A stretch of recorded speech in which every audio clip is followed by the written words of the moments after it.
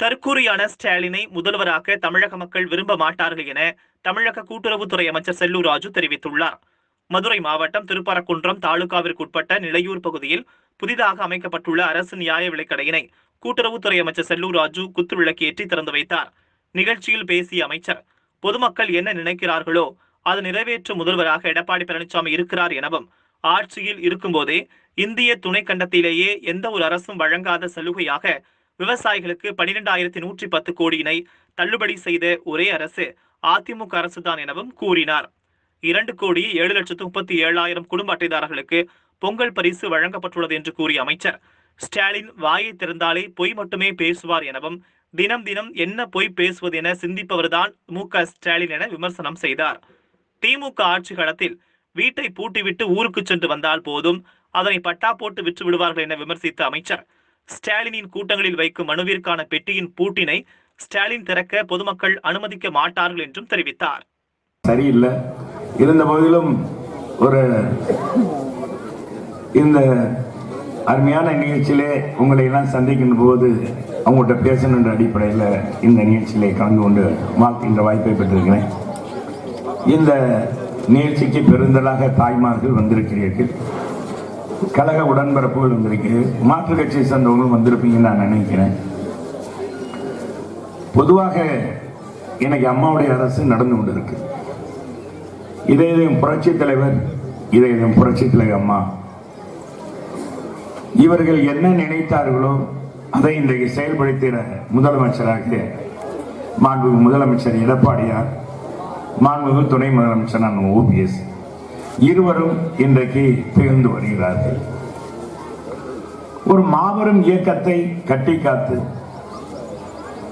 அம்மா கொடுத்த வாக்குறுதிகளை நிறைவேற்றுவதிலும், இன்னும் ஏழை எளிய மக்களுக்கு என்னென்ன திட்டங்களை எல்லாம் தரலாம் என்று நாள்தோறும் சிந்தித்து சிந்தித்து இன்னைக்கு செயல்படுத்துகிற நம்மளில் ஒருவர் தான் முதலமைச்சர் எடப்பாடியார் அவர்கள்.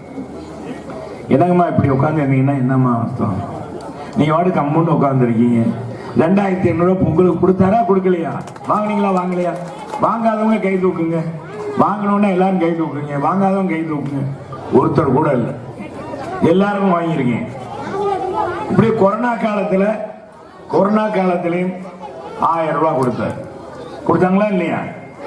8 மாதம் விலையில்லா பொருள் கொடுத்தார். இதுவும் கொடுத்து இன்னைக்கு பயிர்க்கடன் தள்ளுபடி எவ்வளவு? 16,43,000. எவ்வளவு? 12,110 கோடி. இதுவரைக்கும் அரசியல் வரலாற்றில் ஒரு அரசு, எந்த ஒரு அரசும் ஆட்சியில் இருக்கும் போதே தள்ளுபடி அறிவித்து அதற்கான அரசாணைகளை வெளியிட்டு, அது மட்டுமல்லாமல் அனைத்து பயனடைந்த விவசாயிகளுக்கும் இன்றைக்கு சான்றிதழ் வழங்கிய ஒரு முதலமைச்சர் என்றால் இந்திய திருநாட்டில் நம்முடைய எடப்பாடியார் மட்டும்தான். அம்மா கூட 2016 தேர்தல் அறிவித்தாங்க, சிறு குறு விவசாயிகளுக்கு தள்ளுபடி பண்ணுவோம். அதன் அடிப்படையில் தான் முதல் கையெழுத்து அம்மா போட்டாங்க. திரும்ப ஆட்சிக்கு வந்த உடனே முதல் கையெழுத்து இந்த தள்ளுபடிக்கு தான் கையெழுத்து போட்டாங்க.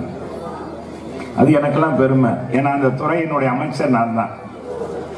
அண்ணன் இங்க மாவட்ட செயலாளர், ஆனா இங்க அழகாக பேசினார். இந்த அரசு என்னென்ன செய்து வருகிறது, இந்த அரசுடைய திட்டங்கள் எப்படியெல்லாம் மக்களுக்கு சென்றடைந்திருக்கிறது.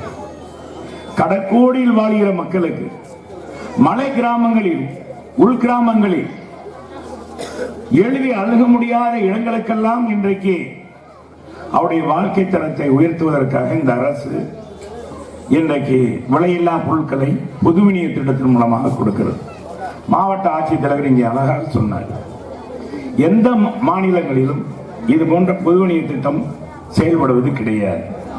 குறிப்பாக நியாய விலை கடைகள்லாம் அது தனியார் கடையிலும், இன்னும் சொன்னால் விலைக்குத்தான் கொடுக்கப்படுகிறது, விலை இல்லாமல் கொடுப்பது கிடையாது. விலை இல்லாமல் கொடுக்கிற ஒரு அரசு அம்மாவுடைய அரசு என்பதை இங்கே குறிப்பிட வேண்டும்.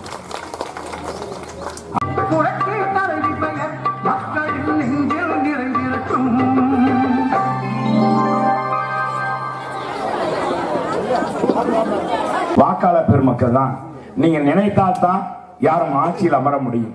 சாதாரணமா பூட்டை போட்டு காமிச்சிட்டு மனு கொடுத்து அவரெல்லாம் முதலமைச்சர் ஆக்குற மாதிரி மக்கள் இருக்க மாட்டார்கள்.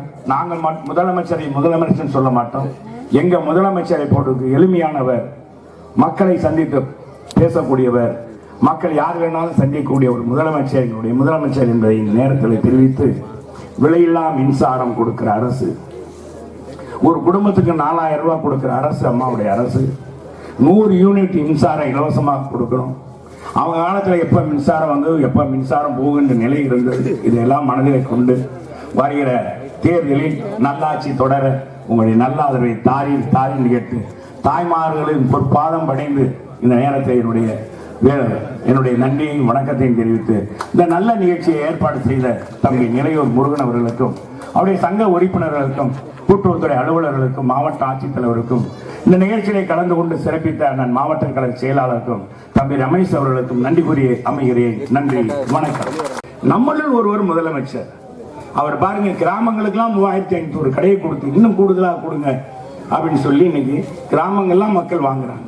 இன்னைக்கு மலை கிராமங்கள்ல மாவடுவுன்னு அம்மா ஒரு தாய் கொஞ்சம் கேட்டுங்க. மாவடுவுன்னு ஒரு கிராமம் எங்க தெரியுமா? ஏறத்தாழ 76 கிலோமீட்டர். இதுல 56 கிலோமீட்டர் மலை பிரதேசங்க. வனவிலங்கு வாழ்கிற அதை தாண்டி அந்த மக்கள் வாழ்கிறாங்க, மலைவாழ் மக்கள். அந்த மக்களுக்கு விலையில்லா அரிசி கொடுக்கிற எடப்பாடியார் அரசியா விலை இல்லாமல் கொடுக்கிறதா? நீங்க கொடுத்தீங்களா? நாங்க செஞ்சோம். 173 குடும்பங்கள் அங்க வாழ்கிறது, அவங்களுக்கு கொடுத்தவங்க நாங்க.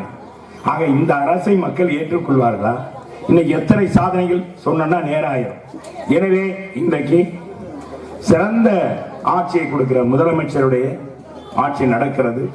அம்மாவுடைய எண்ணம் போல் புரட்சி தலைவர் சொல்லுவார், எந்த காலம் திமுக என்ற தீய சக்தி என்று சொல்லுவார்.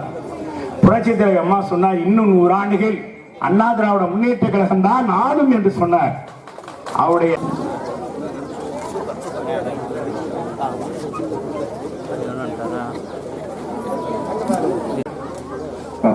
ஞாவிலை கட்டடத்தை திறந்து வைத்து விழா பேருரை ஆற்றிய மதிப்பிற்கும் மரியாதை கூடிய மாண்புமிகு கூட்டுறவுத்துறை அமைச்சர் அவர்களுக்கு